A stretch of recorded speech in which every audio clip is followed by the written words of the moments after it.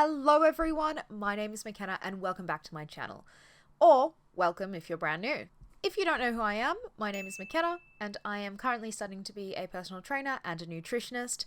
And on top of that, I like to do some vlogging and lifestyle content as well on the channel, but mainly it's health and fitness related on this channel. A little bit about me, I've competed in 2 Hyrox, once in doubles, once as singles, and I also have another singles and doubles race coming up in December in Melbourne. So I have done quite a few Hyroxes, so I feel like I can speak on it a bit. If you want to see my first time in Hyrox, I can link the video. I did vlog it because I was super excited. My first race was in Sydney. What I wanted to discuss today was 5 tips that I think would be really helpful for you on race day as someone who has now done it twice and going to do a 3rd time. So let's jump right into the video. Tip number 1, do not start off your race too quickly.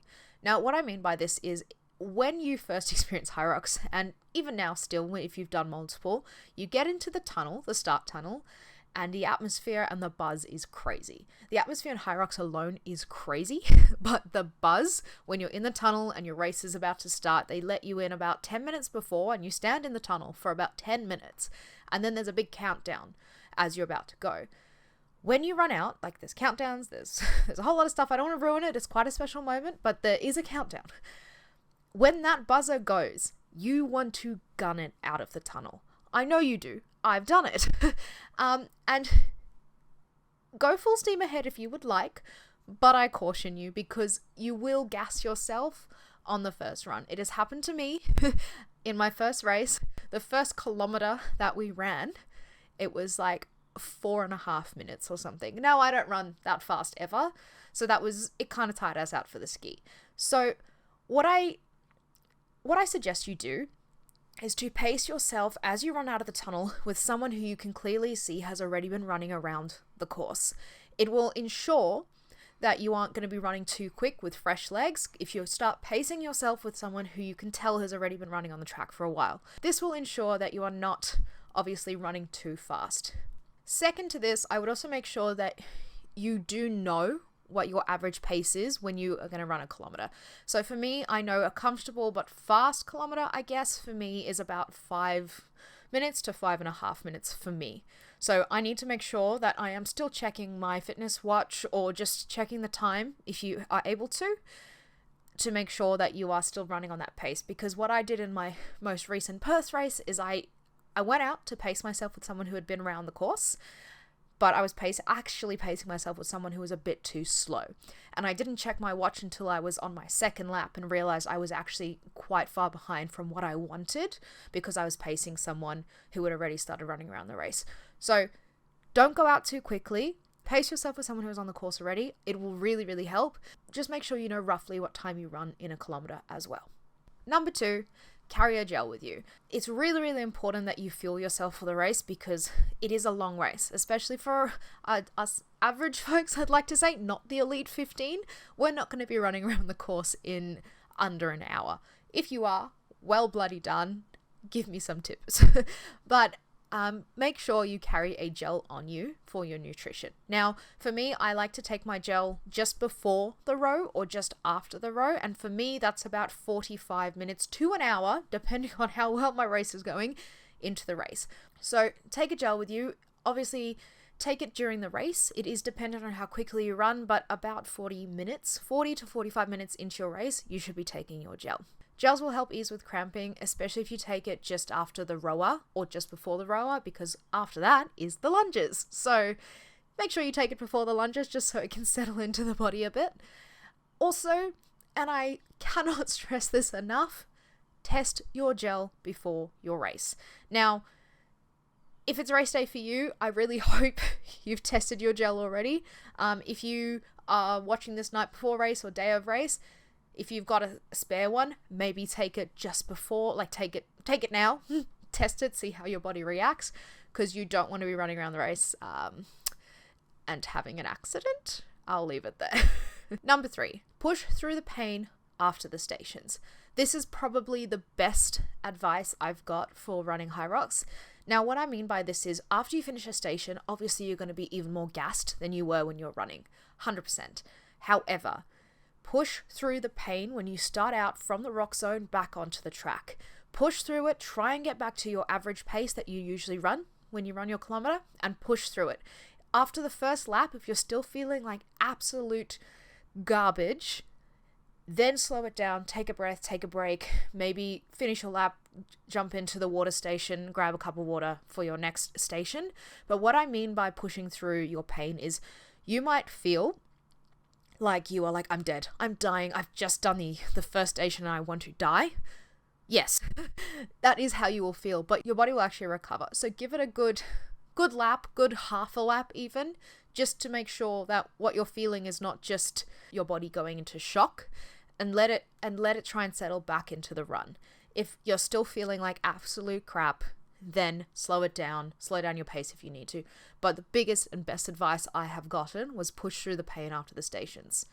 Number 4, know how many laps you need to run for your race. I cannot stress this enough. It's not usually that hard, but as you start getting fatigued and as you start running, it can get overwhelming. It's quite loud in there. There's a lot of people in there. So know how many laps you need to run. There are time penalties if you run too many laps, not enough laps. There's also time penalties if you run to the wrong station after you've run laps. So just know how many laps you need to do and where you are going next. Depending on the venue, you'll be running anywhere from 2 to 4 laps.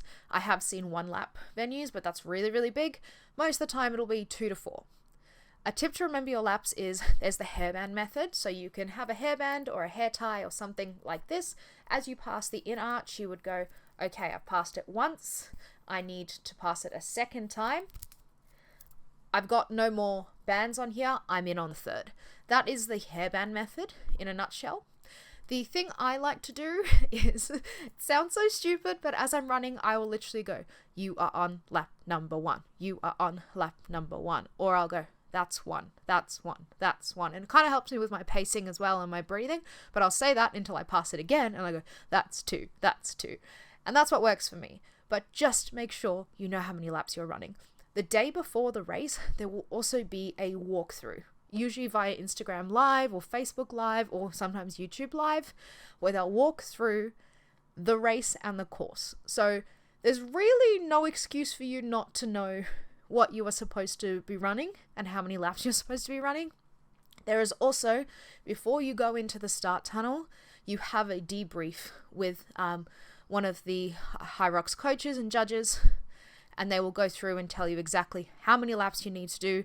There is also always a video playing when you're in the warm-up area that tells you exactly how many laps you need to do.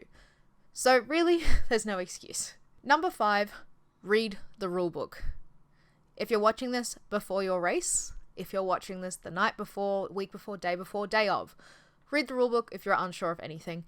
99.9% of your questions will be answered in that rule book. It is very thorough. The rulebook also outlines the movement standards, so if you're unsure on how deep you should be squatting in the wall balls or how you should be doing your lunges, the rulebook will explain this too. The rulebook will also lay out the weights that you need to get. Your wristband will correspond with what color weights you're supposed to pick up as well, but if you are unsure, read the rulebook. Hyrox YouTube channel as well, I'll link it down below, also has some really great and helpful videos on what to expect on race day. They also have some really great videos on the movement standards as well. This is for singles and doubles and relay, so definitely check them out. And number 6, here's a bonus one for you, just because I'm nice. No, I just think if someone had told me this as well, I think I would have felt less nervous and less stressed on my first day. I was happy nervous, but nervous nonetheless. So bonus tip here, get to the venue a little earlier than they suggest as well. So they tell you you should arrive to the venue 2 hours before your race. This is so you can get checked in, find bag drop, do warm up, all that fun stuff. If you are nervous or a little unsure, get to the venue earlier. They're not going to stop you. If you wanted to get there in the morning and your race was in the afternoon, you could do that. They're not going to turn around and say, hey, you're only racing at 4 p.m. Why are you here at opening?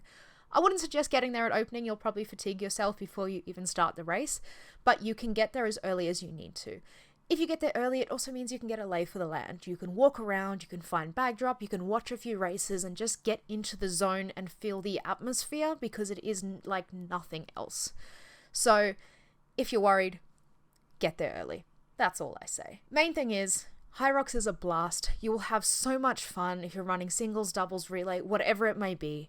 It is one of the best experiences I have had.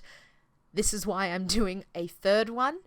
And anyone can do it. It's a great race. So good luck for your races. Have the best time. If this video was helpful in any way, please, please, please comment down below and give me a big thumbs up, because it really, really does help me out. And good luck for everything. You're going to do great. It'll be fun. I swear. Have a wonderful evening, afternoon, wherever you are in the world. Bye.